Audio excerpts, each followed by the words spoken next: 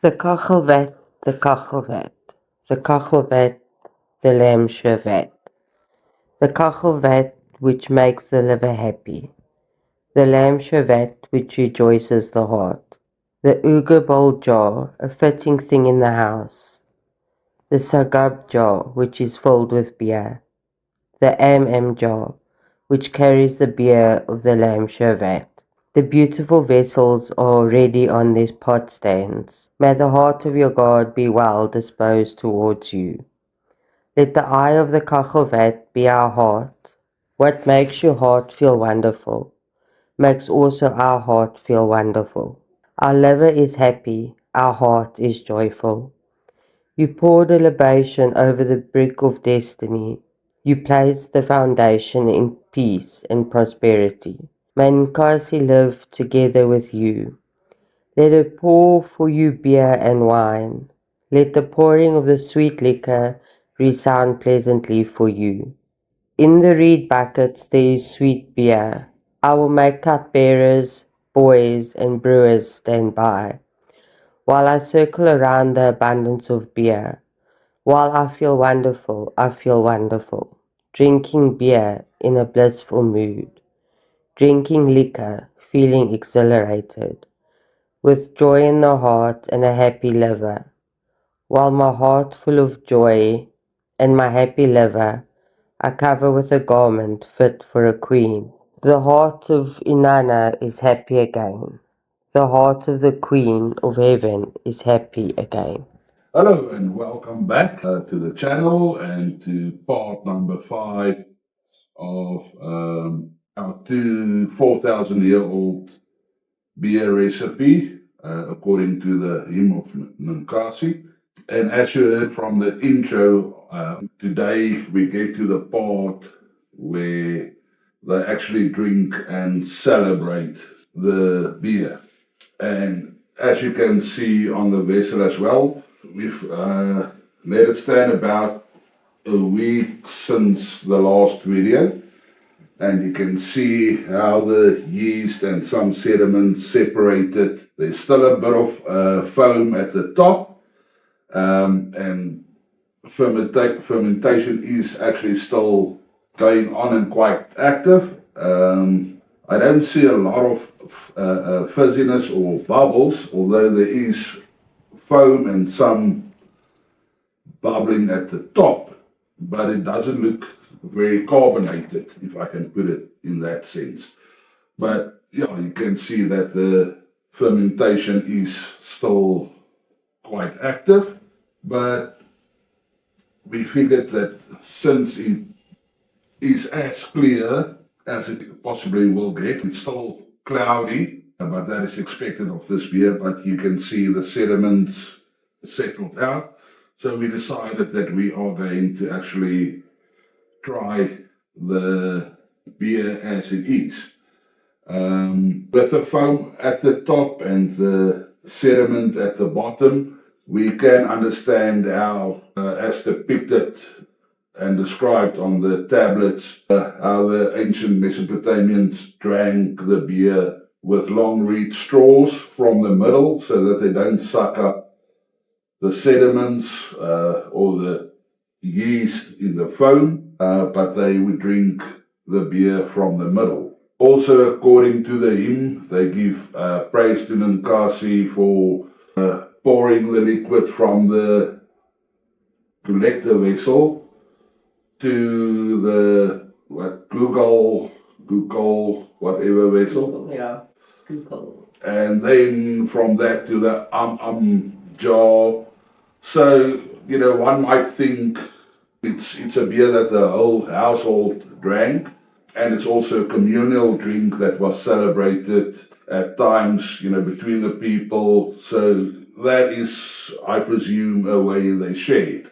And I think the only modern way to actually describe it is to take it from your collector jar and into a bottle, and then from the bottle to your mugs or cups, or what I assume would be the jars, things like that. But yeah, it's from the one vessel to the other vessel and then shared to other vessels, and people enjoyed themselves.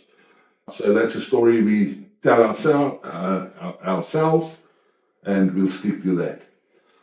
So what we are going to do today is we are going to siphon from the middle the beer into our bottle. I also just want to take another gravity reading in order to determine the alcohol by volume in this beer. And then we are going to taste and hopefully enjoy this beer. So let's start with that.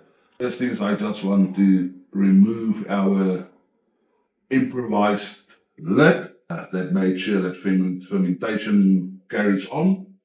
We took the glove and we pierced the middle finger with a needle so the gases can escape. But anyway, and from there we will enjoy the beer. Okay, and we are going to be careful not to shake anything up. So we need to be as careful as possible. It actually smells quite nice. Looks like seasoning. Yeah, some sediment yeast that makes those layers yeast with that. Okay, with the bottling wand, just press it all the way down till it starts flowing. And we're doing it this way, it's gravity fed.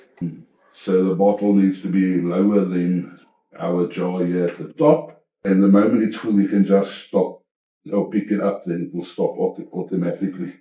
And obviously I did clean and sanitize our auto siphon. Is it flame? Yeah. And I've got the auto siphon stuck in here just below the half point mark. Please go put this in the wash. Can I move this out of the way? That should be enough for our tasting. It actually looks a little bit carbonated, no? Not much, but It is. yeah. Really is. It's drier than that, so add a bit more. Nope, still at the bottom, add a bit more. It must float. There we go. So it's at 1.000, so it actually fermented all the way completely dry, which means it converted all the sugars to alcohol. The first reading I took, it was at 1.122, I think, which was at about 16%. Then I added a bit more water and brought the gravity point to 1.080, which is a potential ABV of, maybe you can see a bit better. Give me the cloth. 1.080, I think, is just over 10%, I think. 080, Yeah. So turn it and you will see the ABV. So 1.080 is door. Yeah. Door is 10%. So it's just over 10%. Yeah. And now it fermented dry, which means this beer is sitting at 10% alcohol by volume, which means it's actually a wine. So I think we'll go with these mini mugs again. Just for in case. It doesn't foam or create a head. There's a little bit of a head there, but I mean, okay, so this looks, it's still hazy, still cloudy, but there's a lot less sediments or anything than last time. I think you'll agree. So the mouthfeel and all of that should be different. Sort of looks like a juice. It does look like a cider or not clear apple juice or something like that. With the hops that we've put in, the Citra hops, you get that Citra hops taste. So it tastes like a beer, but it is strong, very strong. I still wonder how it would have been without the hops. But it's not bitter, it's not sour, and it's almost like...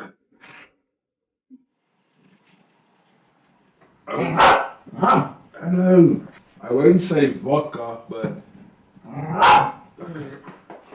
that alcohol vapor in the back of your mouth.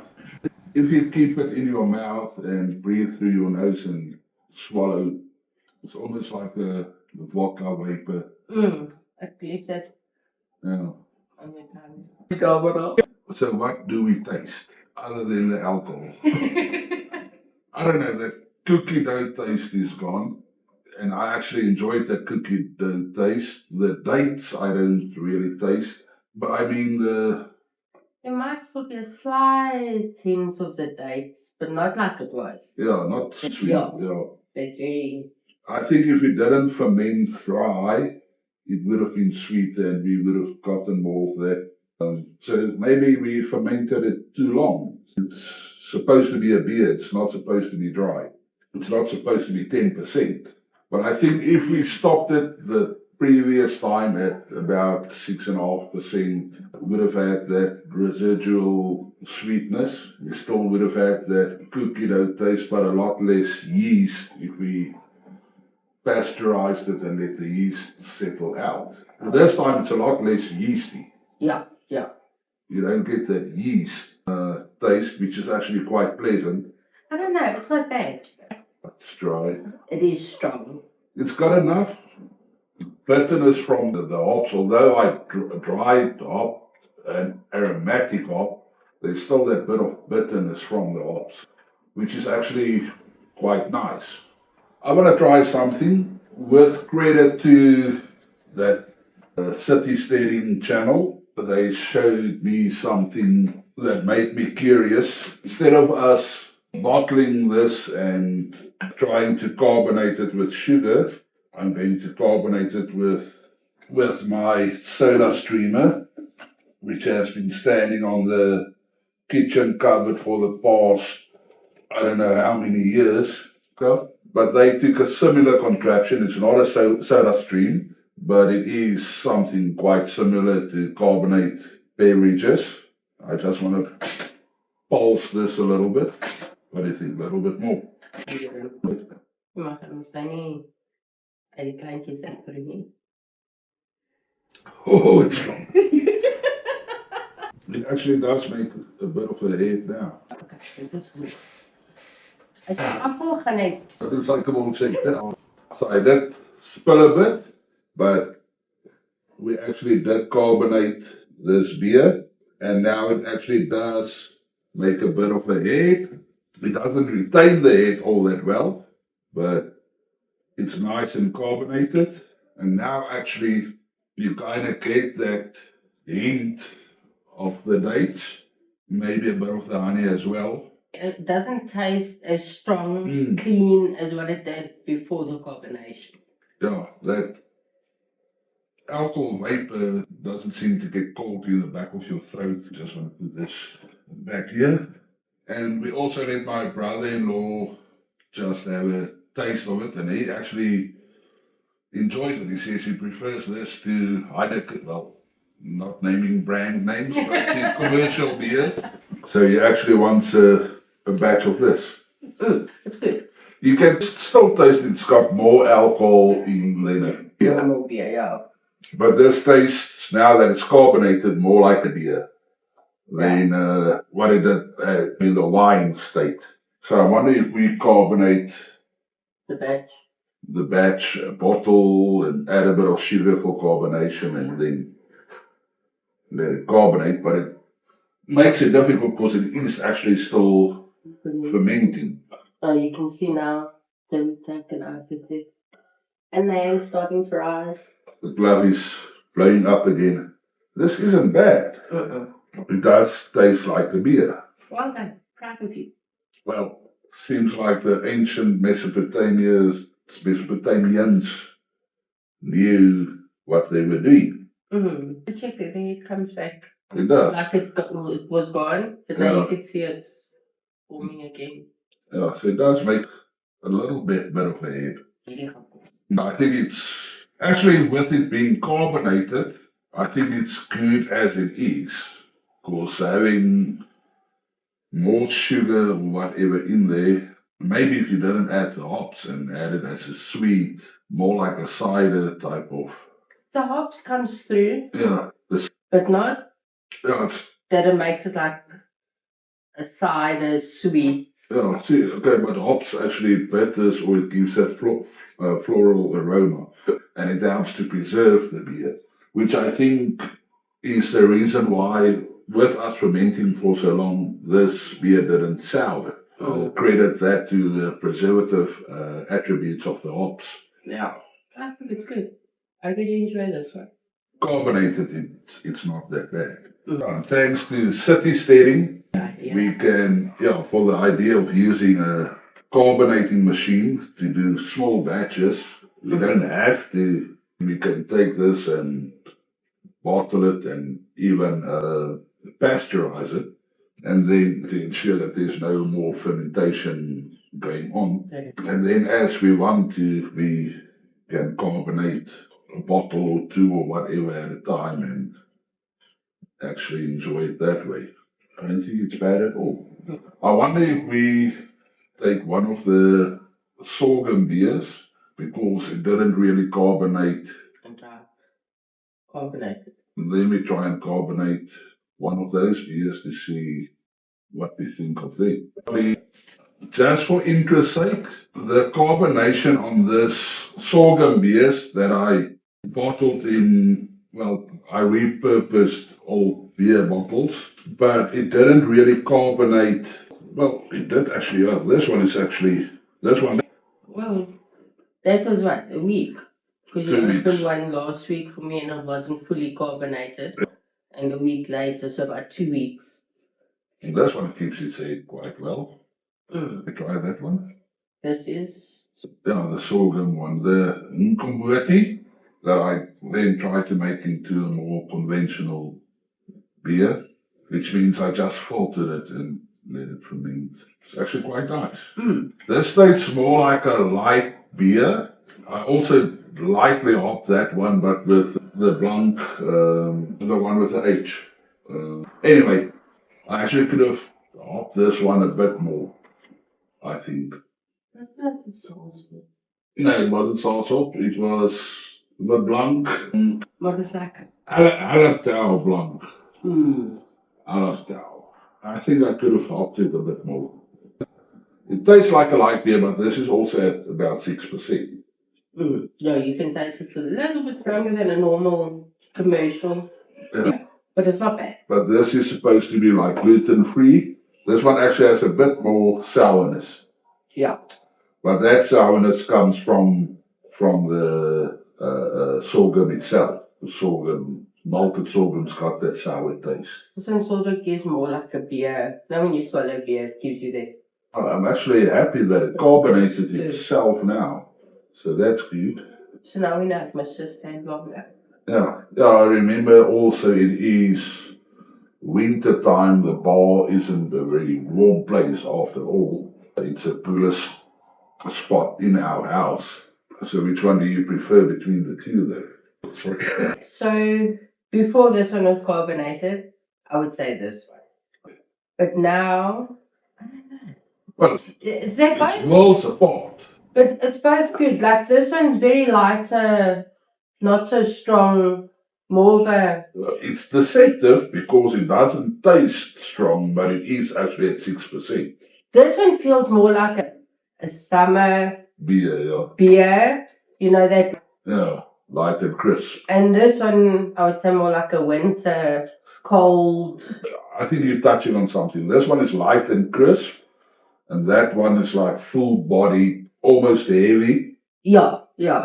So I don't know, they're both good. I don't know which one. I would prefer this one, summer, warm day, kind of. And now this one. But they're both good. It's different.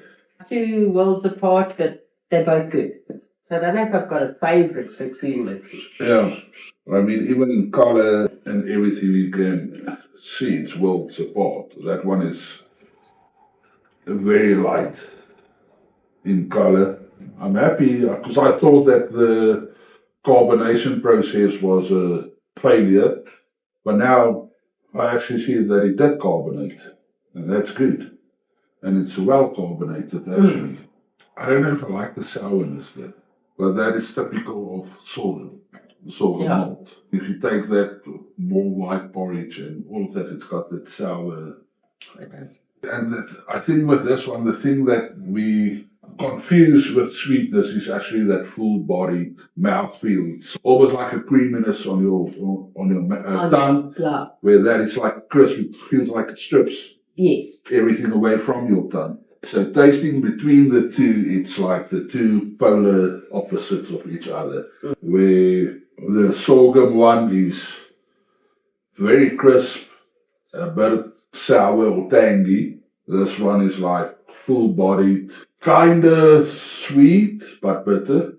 I think it just gives that illusion of sweetness and creaminess on the tongue, where that one is very crisp, but it's like polar opposites. I tend to prefer this one, but I can also understand that this will be more acquired taste, like whiskey and red wine. Yeah. That one is more, for the lack of a better word, generic and commercial, a lot like the commercial beers, except for this bit of sourness. Yeah. If you took the sourness away, it would have been like But that one. like a sea light.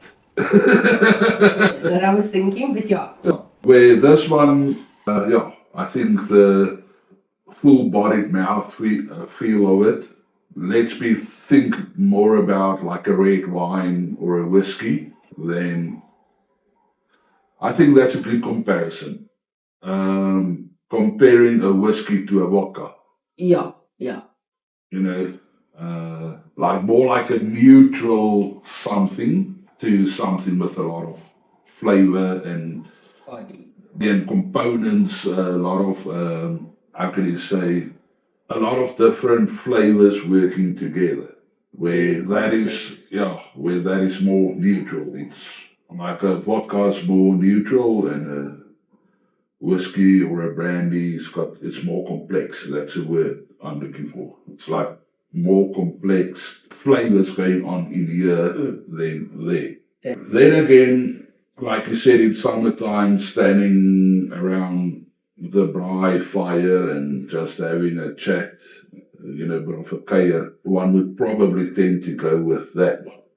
So I think you can have more of that. Yeah. Or you can maybe have one of these. Maybe. So mostly you can feel the effects of it actually quite early. I mean, you can tell it's 10.5%. Yeah. That's nice. Nice.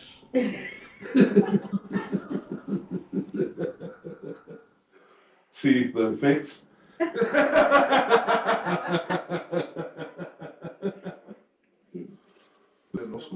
Just be careful when you get off the chair now.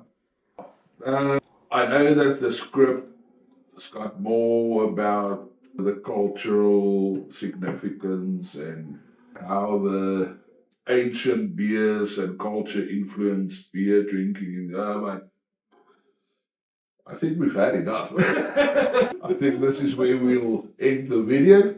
So thank you for spending time with us.